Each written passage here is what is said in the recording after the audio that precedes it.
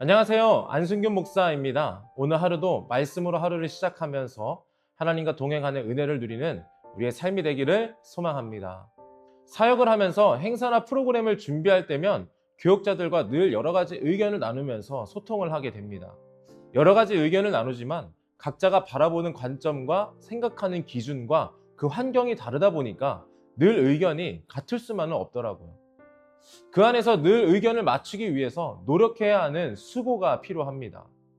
모두의 생각을 반영할 수 없기 때문에 자신의 의견이 수용되지 못하는 것에 대한 불편한 마음이 생기는 사람도 있기 때문이죠. 그런데 이런 고민과 수고를 덜 때가 한 번씩 생기기도 합니다. 바로 마음이 잘 맞아서 일사천리로 일이 잘 준비될 때예요. 이때는 누군가가 내는 의견마다 모두가 다 수긍해 줍니다. 좋다고 반응해 줘요. 그리고 추진하자고 했을 때 각자가 어떤 역할을 하겠다라고 자연스럽게 자신의 일들을 분담해 가기도 합니다. 무엇보다 같은 일을 모두가 함께 좋은 마음을 가지고 일구어낼 때 더 큰 감동을 경험하게 되는 것 같아요. 그리고 서로에 대한 신뢰감도 더 커지게 되는 것을 경험하게 됩니다. 하나님과의 관계도 마찬가지인 것 같아요. 내가 마음을 쓰고 있지만 그 마음을 하나님께 얼마나 쓰고 있는가가 중요한 것 같습니다.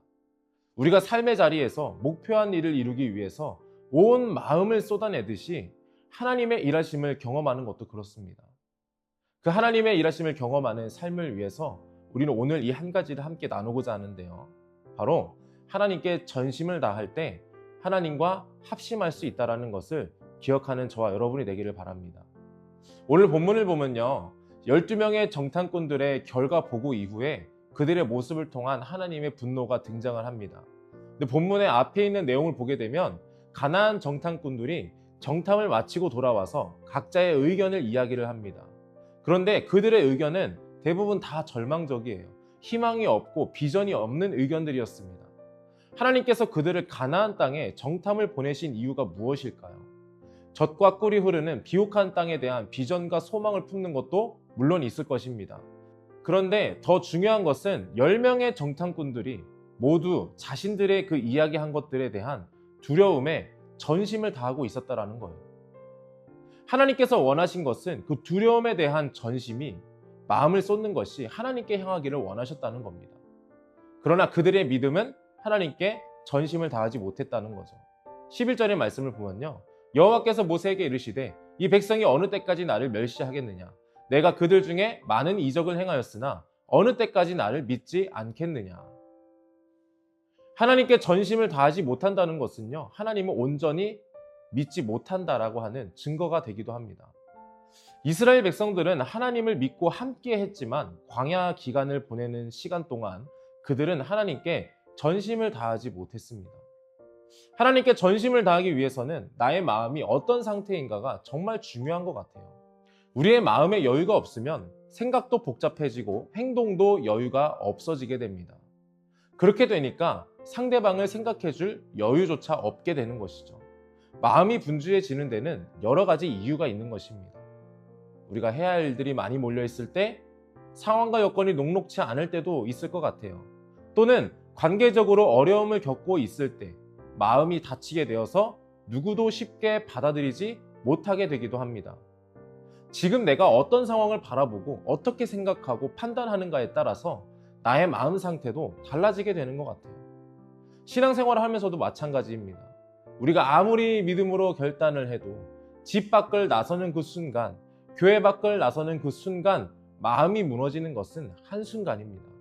은혜를 받고 교회를 나섰는데 차를 타려고 봤더니 차에 거대한 문콕이 박혀 있다면 여러분 어떤 마음이 드실까요? 극단적인 상황을 두고 말씀을 드렸지만 내 주위에는요, 내가 신경 쓰고 있는 것들 모두에는 공통점이 있습니다. 바로 내가 전부 마음을 쓰고 있는 것들이라는 점이죠. 12명의 정탐꾼들을 봐도 그렇습니다. 그들의 마음이 전부 어디에 쓰고 있는지, 어디에 전심을 다하고 있는지 너무나 잘 드러났습니다.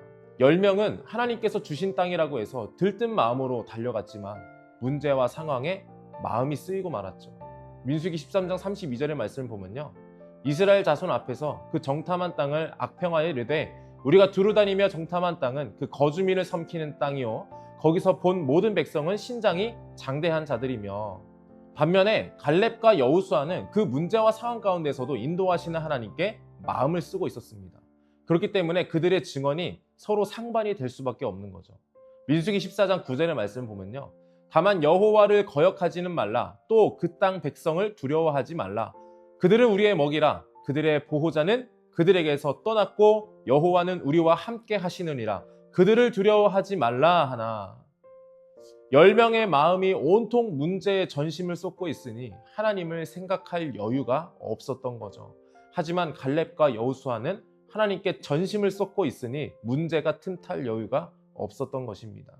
하나님의 일하심을 경험하기 위해서는 하나님과 합심해야 합니다. 하나님과 합심을 위해서는 내가 먼저 하나님을 향해 전심을 다해야 합니다. 하나님께서는 우리에게 모든 것을 다 예비해 두셨습니다. 하나님께서 그들에게 요구하신 것은 하나님 자신에게 전심을 다하기를 원하셨다는 거예요. 전심을 다하면 진정성이 있을 수밖에 없습니다. 오늘 본문에서 고백하는 모세의 기도가 그러했습니다.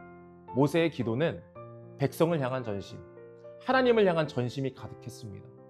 그렇기 때문에 이 모세의 간구함에 하나님께서는 분노를 꺾으시고 모세의 기도를 들으셨습니다. 20절 말씀 보면요, 여호와께서 이르시되 내가 내 말대로 사하노라. 하나님께서는 우리의 모든 상황을 다 알고 계십니다. 하지만 우리가 하나님께 전심을 다할 때 하나님께서 들으시고 말씀해 주십니다. 갈렙과 여호수아처럼 하나님께 전심을 다할 수 있는 저와 여러분이 되기를 바랍니다. 전심을 다할 때 비로소 하나님의 마음과 같아지게 됩니다. 그리고 더 멀리 보는 믿음, 복음의 능력에 확신이 있게 될 수 있습니다. 오늘을 시작하면서 하나님을 향한 전심으로 그 하나님과 합심하여서 그 일하심을 경험할 수 있기를 주님의 이름으로 축복합니다. 오늘은 우리가 하나님께 전심을 다할 때 하나님과 합심할 수 있다라고 말씀을 나눴습니다. 갈렙과 여호수아가 가나안 땅으로 들어갈 수 있었던 이유를 하나님께서 명확하게 말씀하시죠. 24절의 말씀을 보면 그러나 내 종 갈렙은 그 마음이 그들과 달라서 나를 온전히 따랐은즉 그가 갔던 땅으로 내가 그를 인도하여 드리리니 그의 자손이 그 땅을 차지하리라. 모두가 다 안 된다고 했을 때 갈렙이 가장 먼저 홀로 가능하다라고 믿음으로 선포했습니다. 갈렙의 전심이 하나님과 합심이 되는 순간이었습니다. 복음행전 기간 동안 모든 시간마다 우리는 전심을 다했습니다. 전심을 다하니까 어떤 일이 생기게 되나요? 하나님께서는 그 전심을 통해서 매 시간마다 우리를 더 뜨겁게 기도하게 하시고 더 깊이 말씀에 집중하게 하셨습니다. 그리고 하나님과 마음이 같아지는 그 합심을 하게 하셔서 하나님의 뜻에 맞는 삶으로 이어지게 하셨다라는 거죠. 바라기에는 그 은혜를 복음행전 이후에도 쭉 이어갔으면 좋겠습니다. 세상의 그 여러 것들에 우리가 다른 것에 마음을 쏟지 않고 하나님께만 마음을 쏟고 하나님과 마음이 하나 되어질 수 있는 꿈의 공동체가 되기를 주님의 이름으로 축원합니다. 제가 잠시 기도하겠습니다. 하나님 감사합니다. 오늘 하루를 시작하면서 우리의 마음이 세상을 향한 전심이 아니라 하나님을 향한 전심이 되게 하시고 하나님과 마음이 합심이 되어서 하나님의 마음을 더 알아가며 그 하나님의 일하심을 깊이 경험하며 하나님의 일하심에 동참하며 믿음으로 살아가는 우리의 삶이 되게 하여 주시옵소서. 예수님의 이름으로 기도합니다. 아멘.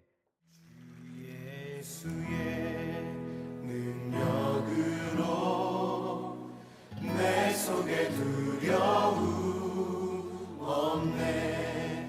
나의 삶은 모든 순간 주께서 다스리시네.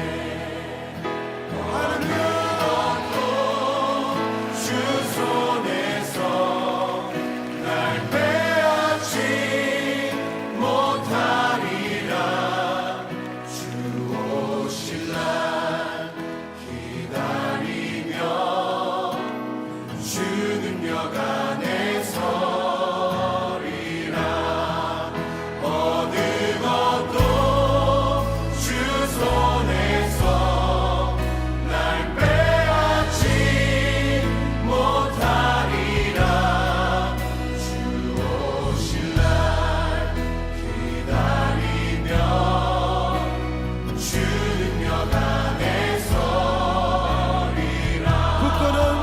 왕이시니